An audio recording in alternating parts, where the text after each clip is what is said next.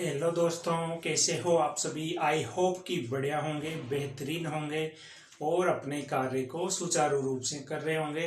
तो देखिए दोस्तों, जो अपना सेशन चल रहा है हाइट और डिस्टेंस, जिस टॉपिक पर अपन चर्चा कर रहे हैं उसी को अपन कंटिन्यू करेंगे।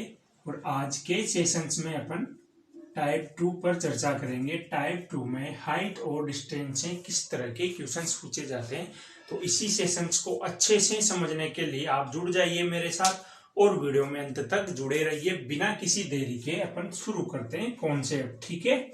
और यदि आपको सेशंस अच्छा लगता है, सारी चीजें प्रॉपर समझ में आती है, तो आप कमेंट करें, लाइक करें। जो नए हैं वो चैनल को सब्सक्राइब कर लें। टाइप 1 में अपन ने पढ़ा था कि जब भुजाओं का रेशियो के संबंधित क्वेश्चन एग्जाम में दे तो आपको भुजाओं के रेशियो से आपको कैसे मेंटेन, कैसे क्वेश्चन को सोल्व आउट करना है, यहां पर चर्चा करेंगे। कॉन्सेप्ट 2 या टाइप 2 समझ लो। अब बात समझना मेरी, मैं जो समझाने वाला हूं उसको अच्छे से समझना, क्योंकि ये जो टाइप 2 और टाइप 3 है, यहां से 100% एग्जाम में क्वेश्चन पॉसिबल है कि पूछा जाएगा, ठीक है। देखिए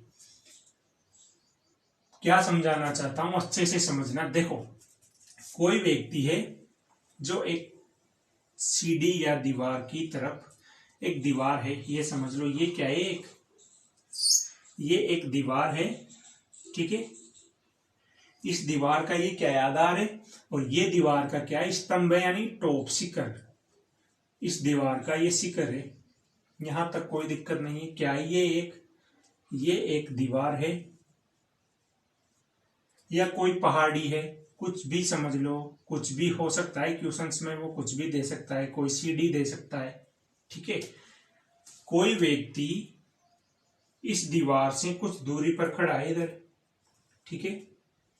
कोई व्यक्ति यहां खड़ा है इधर, ठीक है। कोई व्यक्ति यहां खड़ा है और अपनी आंखों से कहां देख रहा है, इस दीवार के टॉप पर देख रहा है, शिखर पर देख रहा है, ठीक है। इस दीवार के शिखर की ओर देख रहा है, टॉप की ओर देख रहा है, ऊपर की साइड, ठीक है। और जब ये ऊपर देख रहा है तो इसका क्षैतिज के साथ जो कोण बन रहा है उसको मान लो आप क्या बन रहा है, θ1 कोण बना रहा है, पहली कंडीशन, ठीक है।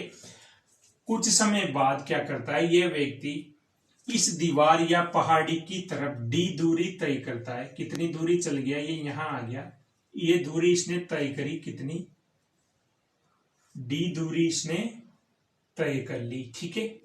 कुछ समय बाद d दूरी तक ये चला और d दूरी तय करी। अब जब इधर आएगा तो कहां पे पहुंच गया, यहां पे। अब जब यहां से वापस ऊपर देख रहा है तो इस स्थिति में जो कोण बन रहा है वो क्या मान लिया अपन ने कुछ देर के लिए, θ2। तो इसमें पूछेगा क्या कि इस दीवार या पहाड़ी की हाइट मान लो, h ऊंचाई की जो पहाड़ी है, क्वेश्चन अच्छे से समझना। h ऊंचाई की पहाड़ी को कोई व्यक्ति θ1 एंगल से उसके शिखर की ओर देख रहा है। कुछ समय बाद वह d दूरी तय करता है और इस टाइम बनने वाला कोण जो है वो θ2 हो जाता है। तो आपसे क्या क्या पूछा जा सकता है, हाइट और दूरी। तो इसका शॉर्ट में कैसे करोगे आप, d बराबर h कोट θ1 माइनस कोट θ2। ये फॉर्मूला आप याद रखना शॉर्ट में। इस फॉर्मूले से दोनों चीजें कैलकुलेट हो जाएगी। मैं ये फॉर्मूला करने में तो आप वो कन्वर्जन भी लगा सकते हो यहाँ पे भुजाओं का रेशियो, लेकिन फिर दो त्रिभुज बनाने पड़ेंगे, एक ये वाला एक ये वाला। ये आपको पता है ये 90 डिग्री होता है। एक एंगल ये वाला बनाना पड़ेगा, फिर ये वाला बनाना पड़ेगा, उससे फिर ये निकालोगे, ये निकालोगे, फिर इस टोटल में से ये दूरी निकालोगे, तो आपको कुछ ना कुछ माइनस करना पड़ेगा। तो इतना टाइम तो एग्जाम में है ही नहीं प्यारे बच्चों। तो क्या करना है, तो बच्चा क्या करना है, ये फॉर्मूला आपको याद रखना है। और हाँ, इसमें नोट लगा के एक स्पेशल बात ये लिख लेना, नोट लगा के क्या लिखोगे कि जब अंदर की तरफ व्यक्ति आएगा, तो देखो यहां अगर एंगल 30 डिग्री है तो अंदर आते आते एंगल क्या होगा, बढ़ेगा या घटेगा। जब किसी पहाड़ी या दीवार की तरफ आएंगे अपन तो एंगल क्या होगा, बढ़ता जाएगा, 30, 45, 60, 90, देखो बढ़ता आएगा। तो नोट क्या लगाओगे कि θ2 का मान हमेशा θ1 से क्या होगा, अधिक होगा। ये बात दिमाग में फिट कर लेना, हमेशा अधिक होगा, ठीक है। अब ये तो थी कॉन्सेप्ट 2 की पहली स्थिति। पहली स्थिति, पहली स्थिति में क्या होगा, जो एंगल बनेगा, कोण दीवार या पहाड़ी के एक तरफ,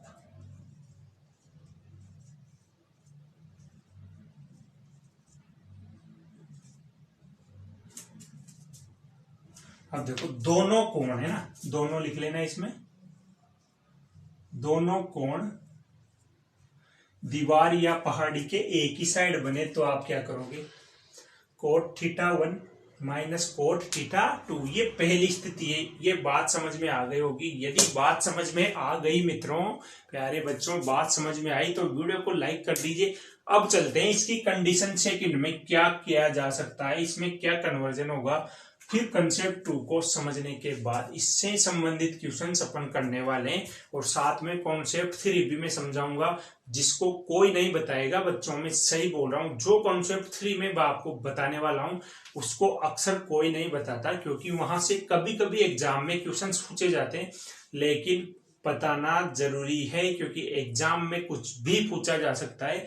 तो आप अपने आप के लिए 100% दो, अपनी मेहनत 100% दो, बाकी ऊपर वाले के हाथ में छोड़ दो। ठीक है मित्रों, तो चलते हैं इससे अगले कंसेप्ट पर। इसको आप नोट करिए अच्छे से।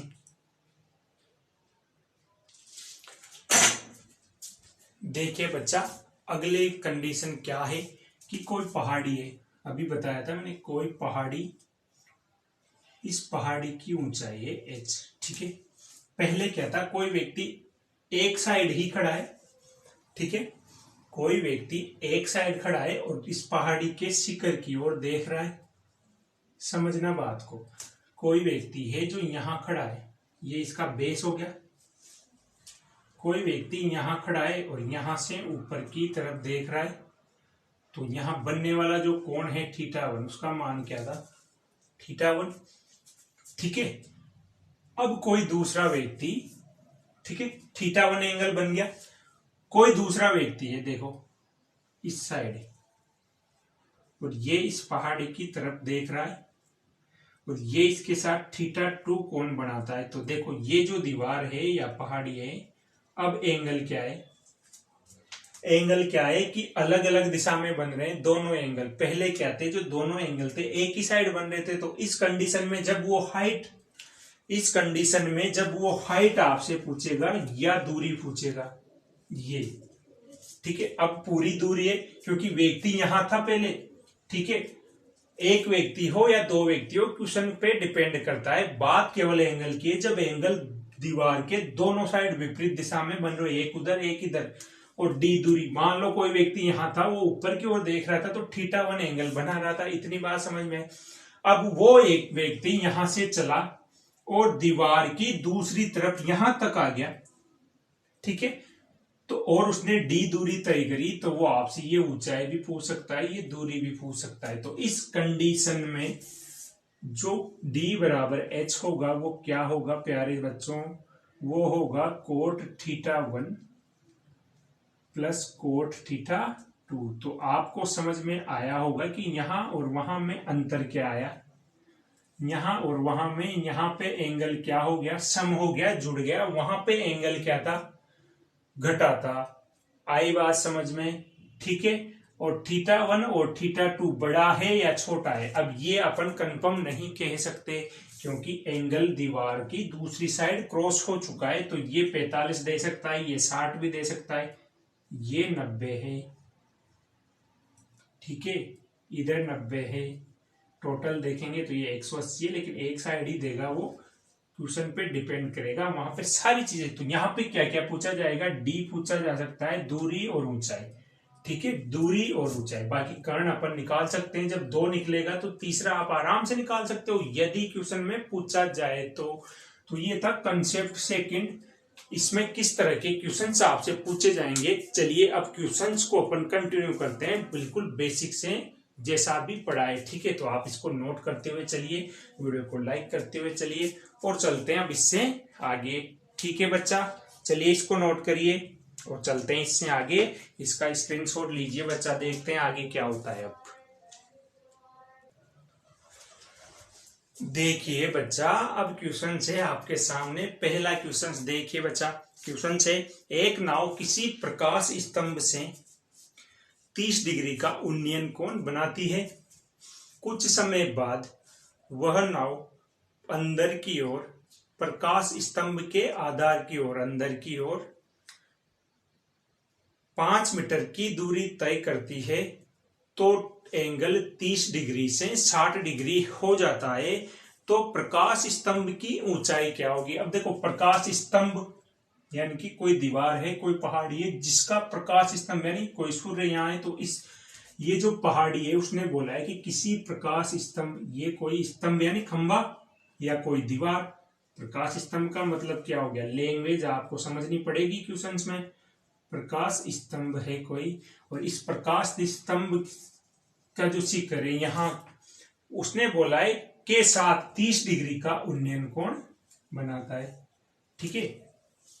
क्या करता है, 30 डिग्री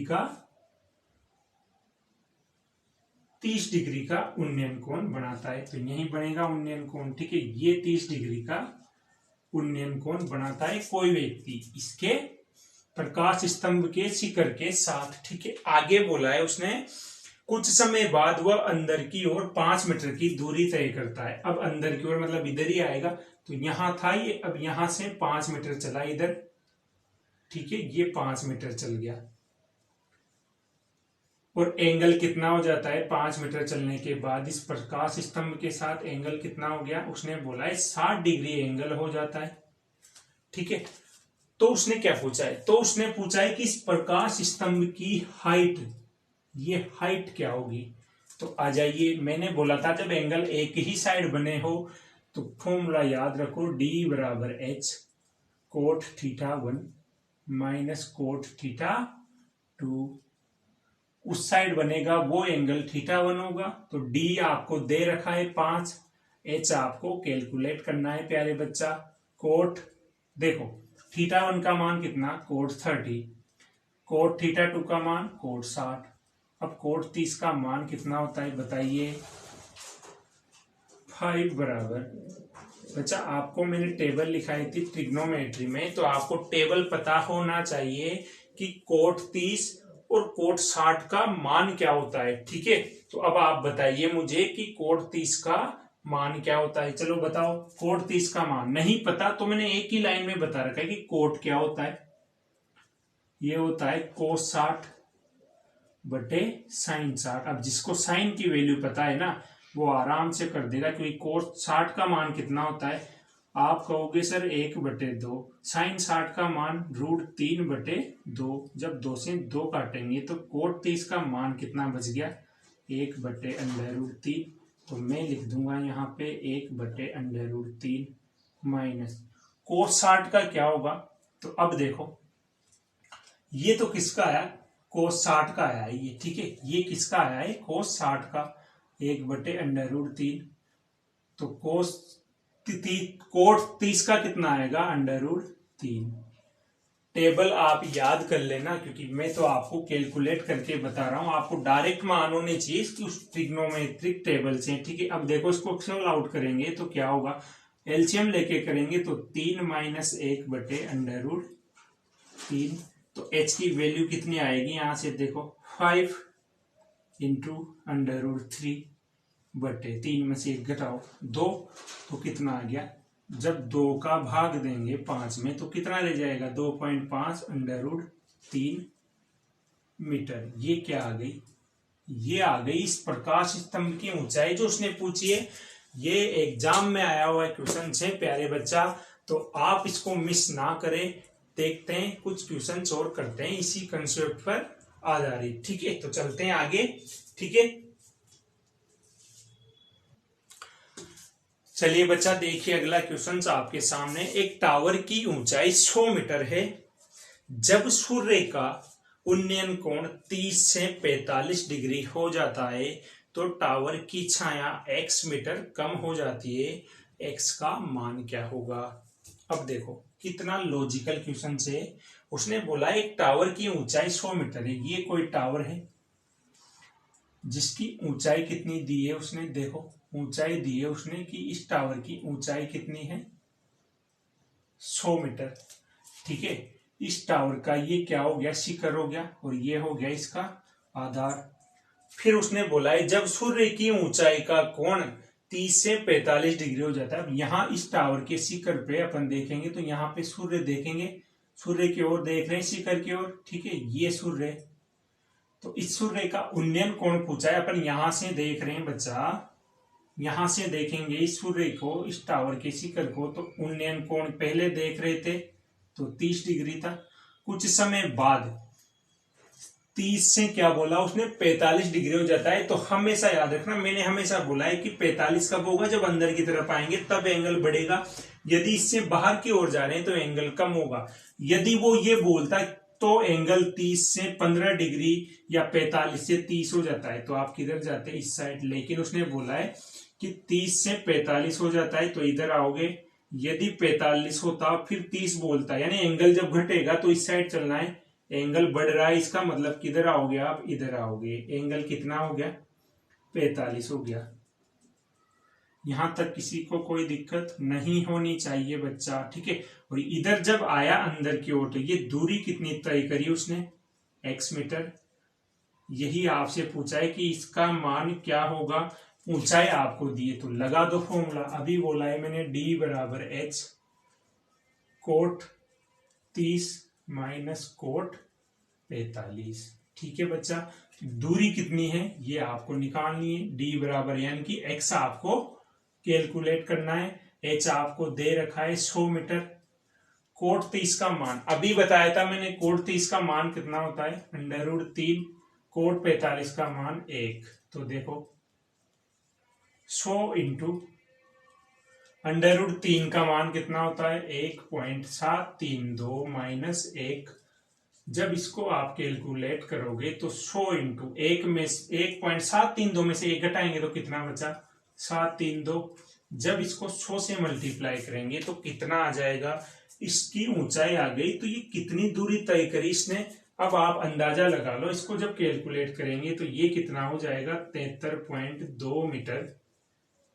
उस व्यक्ति ने ये x मीटर दूरी तय करी, जब जाके उसका एंगल 30 से कितना हो गया 45 मीटर। तो आई होप प्यारे साथियों, प्यारे बच्चा, सबको अच्छे से समझ में आ गया होगा कॉन्सेप्ट 2 और कॉन्सेप्ट 3। इसमें कुछ क्वेश्चंस और करेंगे जब वो बोलेगा कि एंगल अलग अलग साइड बने। ठीक है, तो अगले सेशंस में अपन इस पर चर्चा करेंगे। तो उम्मीद है कि आप सबको ये सेशंस अच्छा लगा होगा।